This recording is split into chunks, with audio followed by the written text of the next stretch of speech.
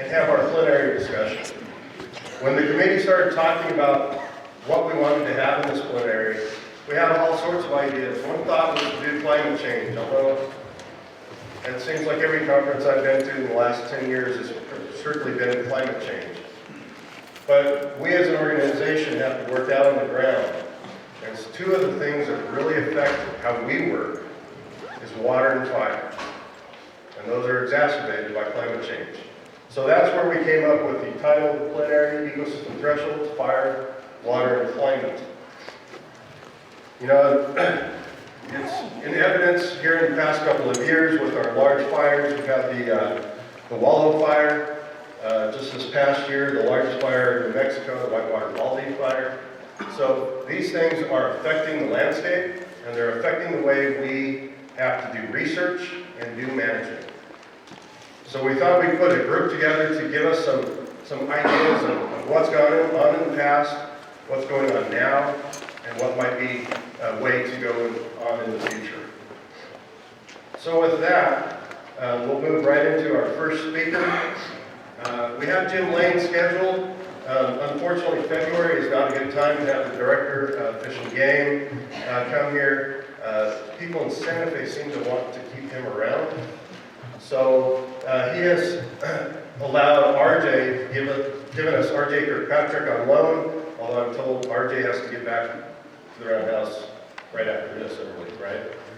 Yeah, so we're going to have RJ come and talk. A little bit of background on RJ. He grew up on a ranch in northern New Mexico. He attended MSU, got a BS in animal science, and has worked in large ranches in Montana for 7 years. He started with New Mexico Game and Fish in 1991, so he's been there a long time. It's not shot age, that's just a comment. I've been in New Mexico State a long time myself. For 8 years, he was a conservation officer. Then a deer program manager, and then the Northwest Area game manager for 4 years. In 2003, he became the chief of wildlife division, and currently he's the assistant director of field operations, law enforcement, and wildlife and fisheries conservation. That's a nice long title. He's had that position since 2008. So everybody, please welcome RJ Kirkpatrick.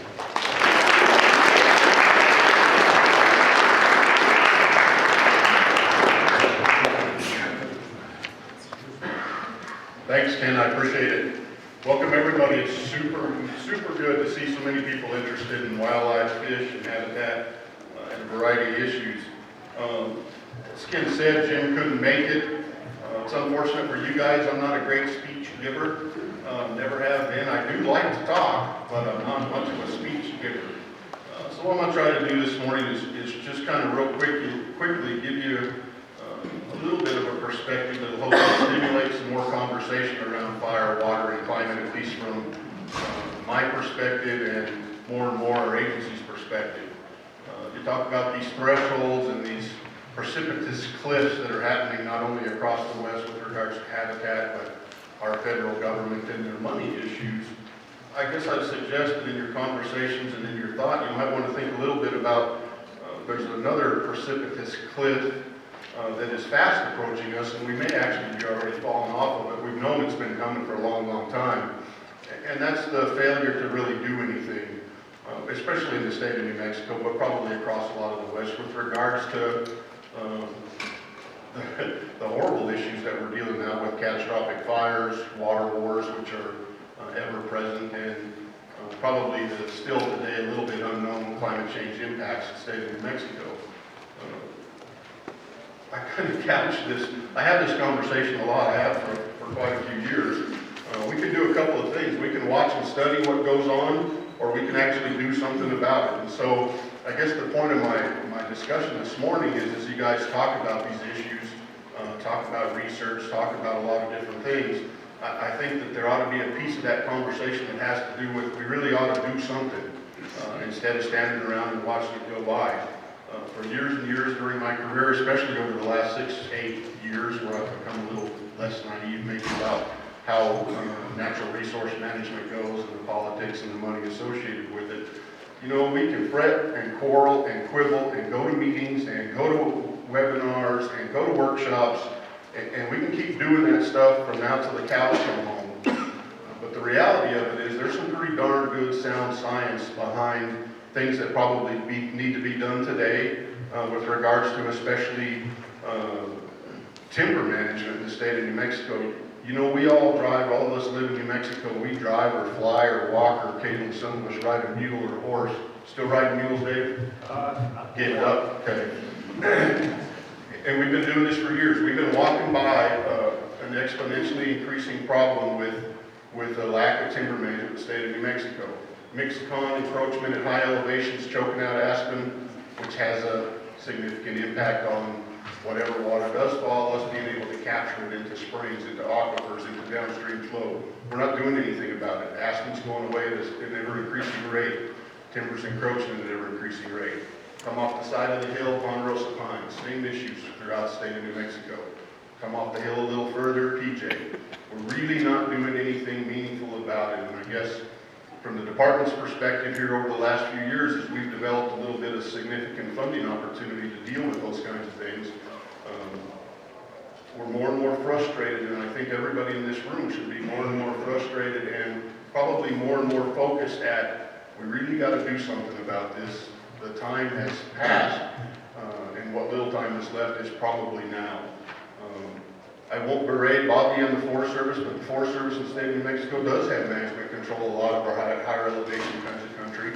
And Bobby hopefully will talk to you or be able to visit with you about all of the hurdles and the roadblocks to the Forest Service being able to do any kind of meaningful addressing of these kinds of issues. There's all kinds of things, from poor leadership in Congress, leadership in agencies, ESA, SHPO. There's all kinds of roadblocks and hurdles that we, people, citizens of this country, have put in place. We probably, none of us in this room will argue that timber encroachment and the way overuse of water in the state of New Mexico is a big issue. But we're the very same folks that put government bureaucracy and rules and hurdles in the way of us being able to really go deal with it effectively.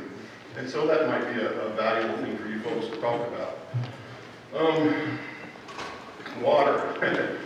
As I said, there's probably sufficient sound scientists. I'm not a scientist by any stretch, like a lot of you folks in here, but there's probably some significant benefit to dealing with the top of the mountain, middle of the mountain, and the lower end of the mountain, in that let's capture the water that we do get, put it back in the ground, put it back in the streams. We're sure losing a hell of a bunch of it as a result of just poor habitat conditions, not to mention when stuff like this happens. We're sure not making much use of that kind of water. So with regards to water, I think that dealing with timber is a pretty important issue. And so the reality of dealing with timber, and Bobby will probably talk a bunch about this, is from a economic perspective, and social's a little bit harder. Probably the only realistic way to do that is we got to integrate fire back into these systems. We met with the Forest Service here about a month ago in a management team meeting, and they continue to insist that and look for support for integrating fire back into these systems. The wreck we're facing right now, though, is integrating fire back into these systems needs to happen at scale and at distribution that matters. And that's another problem that we've let time catch up and provide with us. So that's kind of a train wreck. Talked to Jim Brooks a little bit this morning, and he's probably a pretty savvy water guy, much more than me. But the reality of water is we've over-allocated our water resource in the state of New Mexico for, I don't know, Dave, 50 years now, 60 maybe. Every day you read the newspaper, you go to the roundhouse where we spend a little bit of time to listen to politicians, leaders, and decision makers, and they're continually promoting growth, economic growth, human growth, promote. You know what? We ran out of a sustainable use of that water resource a long time back. And solutions to our water problems, getting fire put back in our systems is probably something we can do, and it'll sure probably help. Downstream from the top of the hill, though, there's some major problems. I think one of the issues that I think is going to be talked about today has to do with the economics of natural resource management, most specifically fish, wildlife, and water. At the end of the day, there's not a hell of a lot of people in this world that do things out of the goodness of their heart, especially those folks that own land, own water, own private private property. It's not human nature, tragedy commons, whatever you want to call it. And so as wildlife professionals and natural resource professionals, we probably ought to have some serious conversations about facing the reality that at the end of the day, if you're going to make some serious successes around water for the benefit of fish and wildlife and humanity, it's going to have to come with money. And I think that's a reality that folks ought to be talking about it much more. So going back to my point, we can argue and go to meetings and go to conferences and create all kinds of initiatives with all kinds of fancy acronyms. Government is famous for spending millions of dollars on all of that stuff. We're not putting those dollars in the pockets of people who control the water. Might be something we're talking about. Some other stuff that probably is of use in dealing with water issues is improving technology. When we do use water, let's use it more efficiently, more effectively. Planning, all kinds of stuff comes with that, but technology is probably going to play a bigger part all the time. The other piece of it that I think our country is in the throes of is this major social political war that goes on about economies and people's pocketbooks and rights versus taking care of the country and the world that we live in. And so I won't go very far about social political kinds of change. I'll let guys like Ken deal with that. Climate change, folding that all into it. I'm not a believer or a disbeliever. The truth of the matter is Mother Nature's shown us here over a little bit of the past that it's damn sure hotter, damn sure drier. What that means, I'm really not clear. What we can do about it at a global scale, I'm damn sure not clear. But I do know, I'll go back to the start of my discussion here, that there are things that we still can do if we focus our resources, focus our priority, and start dealing with the country at scale and at distribution that makes a difference. If we don't, we're going to keep researching and studying the aftermaths, not being proactive to not let these kinds of things happen. Not only for the benefit of fish and wildlife, but people as well. So, from the Department of Game and Fish's perspective, like I said, we don't control any lands that's significant. And in the past, we've not had a lot of money. We stood over in the corner and thrown rocks and said, Bobby, you guys really ought to do this. And BLM guys, you guys really ought to do this. And landowners, you really ought to do this. It's the right thing to do. Like I said, over the course of the last few years, the department, through sportsman contributions, we've developed a pretty good revenue stream and a pretty good bunch of money to help pay for the costs associated with doing what we're preaching. Our Big Game and Wildlife Enhancement Program is generating a heck of a lot of money. We've, through legislation, created a Habitat Management and Access Validation Stamp that's generated a lot of money. Habitat Stamp Program continues to operate and be highly supported. And so the reality on an annual basis, depending on what the legislature feels like every year, the Department of Game and Fish, through game protection funds and federal grants, probably is in a position to have $3 to $5 million worth of buying power on an annual basis. And so the department stands committed to trying to put those dollars on the ground at scale and distribution that matter, trying to attack the bigger picture, the top of the hill, middle of the hill, and bottom of the hill. Bobby, we're working with Forest Service all the time. We stand committed to conservation, and we continue to stand by the definition of what that means, the wise use, not the non-use of it.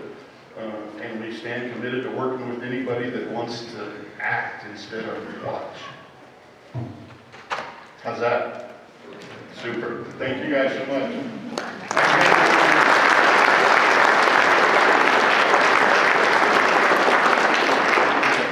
Any quick question for our guest before he has to run out this afternoon? Who's got any rocks?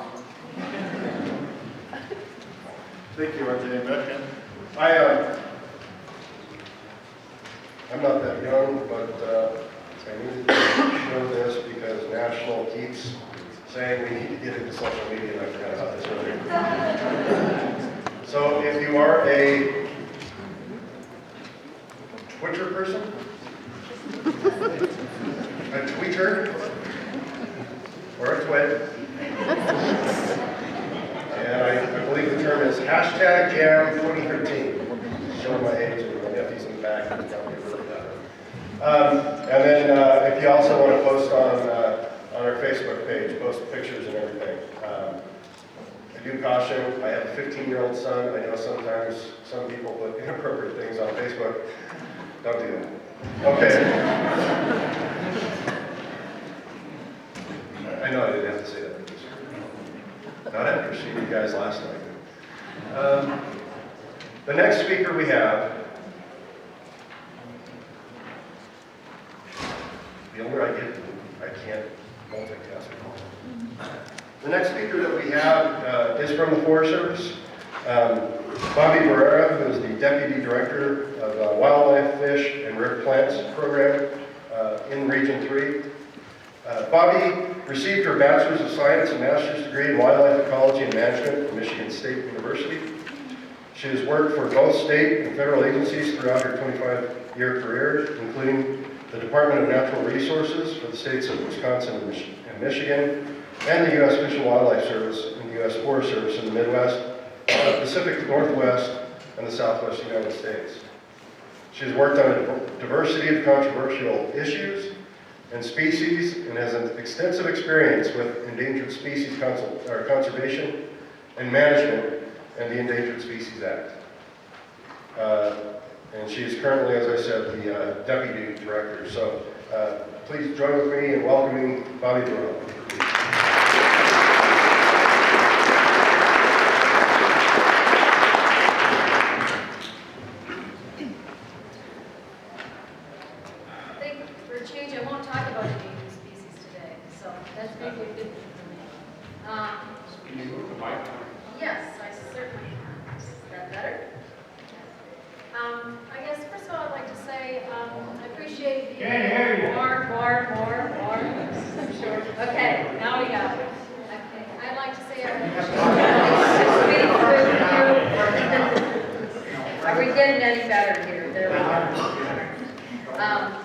Again, it's a pleasure to be able to speak with you today, and I'm really excited about the number of people that are here and the diversity of individuals, from students to professors and past professors, people that have retired, I think, who feel careers in fish and wildlife, and it's really exciting to see you here today. I also think the theme of the conference addresses issues that are incredibly significant to current and future natural resource managers. And I'd like to speak with you today regarding the role of the Forest Service in improving ecosystem resiliency and addressing the challenges of a changing climate, uncharacteristic wildfire, and issues related to our water resources. A changing climate, catastrophic wildfire, water scarcity, invasive species, and other stressors are affecting large areas of our national forests and national grasslands. The combination of these forces have tipped many ecosystems out of balance, ultimately contributing to declining forest and watershed health and increase in severity of wildfires in recent years. All of these factors impose challenges to the mission of the Forest Service, which is to sustain the health, productivity, and diversity of national forests and grasslands for both present and future generations. The ecosystems that the Forest Service manages have also always been dynamic, but a changing climate has exacerbated and compounded existing stressors, further decreasing snowpacks, altering stream flows, and shifting plant and animal habitats. As a result, climate change has been characterized as one of the most urgent forces facing the Forest Service. In addition to a changing climate, a century of aggressive fire suppression has left our national forests overstocked and highly susceptible to wildfire. Currently, it is estimated that over 65 million acres of Forest Service lands are at threat of high or very high catastrophic fire. High-intensity fires have burned more than 5 million acres across the central and western United States just in the last few years. And some of the most intense and severe fires have occurred right here on national forests in the southwestern region, with the rodeo Chetascai, Wallow, Whitewater Baldy, and Little Bear fires burning well over 1 million acres in New Mexico and Arizona just here in the last few years. In addition to destroying millions of acres of trees and species habitats, high-intensity forest fires also threaten water availability through erosion, water quality degradation, and retention of the water table. These effects are significant as our national forests and grasslands are the largest single source of water in the United States, contributing nearly 20% to the nation's water supply. Therefore, addressing the conditions of our national forests and grasslands is critical to protecting upland and aquatic ecosystems and the species that inhabit them. Healthy, thriving ecosystems should be less vulnerable to extreme fires that can devastate watersheds, destroy our wildlife and fisheries habitats, and of course risk human lives and property. Healthy ecosystems should be able to adapt to climate change, invasive species, and other stressors. To address today's challenges, the Forest Service is engaged at the national and regional level in a broad range of initiatives designed to address climate change and restore the health of the lands and waters of our national forest system lands. In 2008, the Forest Service released the Strategic Framework for Responding to Climate Change, a document which outlines several goals for sustaining forest and grassland resources under a changing climate. This strategy requires that climate change be incorporated into Forest Service policies, direction, and communication, including our National Forest Land and Resource Management Plans. In addition to the climate change framework, the agency is engaged in a number of other efforts, including the creation of a watershed condition framework, a guide for watershed restoration, investments in projects in the Collaborative Forest Landscape Restoration Act, and the implementation at the national and regional level here of budgetary changes needed to assist in implementing these actions. Here in the southwestern region, which includes 11 national forests in New Mexico and Arizona, and two national grasslands, in Oklahoma and Texas, we strongly recognize the need to implement our national strategies and restore the resiliency and sustainability of our national forests and grasslands. We recognize that the composition and structure of vegetation in our southwestern forest has changed from historical conditions, and that recent frequent fire high severity is a departure from what was the norm and what the historical record tells us about these systems. Historically, forests and grasslands across the entire United States, and particularly here in the Southwest, were shaped by periodic fire. Fire is a natural and necessary disturbance in many vegetation types, and a diversity of species of both plants and animals are adapted specifically to fire. However, over the past century, fire suppression, insect infestations, and diseases, increases in hot and dry weather, which we certainly see here in the Southwest, and the development of the communities adjacent and within our forested lands without adequate protection against fire have slowly altered the role of fire. At the Forest Service, we believe that one of the first steps in restoring the resiliency to climate change and reducing the threat of catastrophic wildfires is to restore our forests, grasslands, and aquatic systems to more historical conditions that were adapted to fire. At this time, a science-based restoration framework has been developed by the Forest Service Southwestern region for restoring the resiliency and sustainability of our frequent fire forest. This framework has been developed through the review and synthesis of current science related to ecology, reference conditions, and the natural range of variability of the southwestern ponderosa pine and dryness conifer forest. We believe that restoring these forests to a natural range of variability provides the best opportunity to achieving functioning and resilient systems.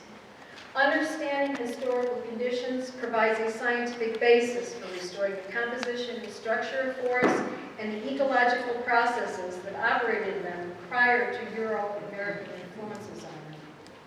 The Forest Service Restoration Framework focuses on the role of forest management, including fuels reduction, reforestation, stream restoration, road decommissioning, replacing and improving culverts, forest thinning and harvesting, and of course prescribed fire and wildland fire use, among a variety of other strategies. Management recommendations presented in the framework encourage managers to recognize the natural and temporal heterogeneity of these systems and to design treatments based on local site conditions. The key ecosystem, compositional, and structural components of the framework are uneven aged forest mosaics comprised of groups of trees, individual trees, open grass and shrub interspaces between these groups of trees, snags, downlogs, woody debris, and the arrangements of these elements in time and space across the landscape. The framework also recognizes the importance of the types, frequencies, and severities of natural disturbances in shaping the composition and structures of frequent fire forests, and recommends using fire as a very important tool in restoring the resiliency and sustainability of ponderosa pine and dry mixed conifer forests throughout New Mexico and Arizona. The restoration framework also recognizes that the threats facing our lands and natural resources do not stop at ownership boundaries. Healthy forests and grasslands are elements of integrated landscapes that need to be restored, conserved, and managed across all lands, from remote lands to urban centers. Restoration of ecosystem requires the integrated efforts of all agencies and landowners. And as I mentioned earlier, a collaborative forest restoration program has been established pursuant to the Community Forest Restoration Act to reduce the threat of wildfire, improve the functioning of ecosystems, and enhance the biodiversity by reducing the unnaturally high number of small diameter trees that are currently found on our federal, state, private, county, and municipal lands. Over the past few years, the Forest Service here in the Southwestern region has invested in a number of projects under the Collaborative Forest Restoration Program, including the Forest Restoration Initiative that is ongoing in Arizona, and the Zuni Mountains and Southwest Jemez projects that will be beginning here in New Mexico soon. In addition, the Forest Service is also planning and implementing a number of other projects across our national forests and grasslands in this region aimed at forest and watershed restoration to improve the health of our ecosystems for our wildlife and aquatic species. Since 2001, 166 projects have been funded through the Collaborative Restoration Program, which have included some 500 partners, together working to implement collaborative projects and work on small diameter utilization projects, of which there have been many in up to 20 counties here in New Mexico. In closing, the Forest Service is committed to implementing and facilitating restoration of our national forests and grasslands through a collaborative and all lands approach, involving the partnerships with state and federal agencies, tribes, and private landowners. Specifically, the goal of the Forest Service Southwestern region is to conserve and restore landscapes across all lands and to improve the diversity of these systems and respond to uncharacteristic wildfire and climate change, and to increase and improve the quality and quantity of our clean waters. A restored ecosystem means a healthy ecosystem that contains the full component of upland and aquatic species, and one that is able to naturally respond to the forces that are occurring based from climate change and wildfire, and a variety of other environmental stressors. Restoring conditions similar to those of the evolutionary environment is not a matter of returning to the past, but rather is the only way to ensure the long-term health of these forests into the future. I'd like to thank you again for inviting me to speak here today, and I'd like to make a plug for a couple of publications, two of which just came out yesterday. They were released by the USDA. One relates to climate change in agriculture and the effects of adaptation. And if I can figure out how to make this work.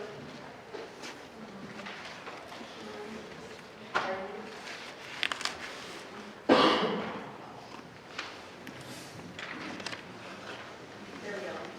This was also released this week, which is the effects of climate variability and change on forest ecosystems, a comprehensive science synthesis for the U.S. forest sector. I thought it might be appropriate for today.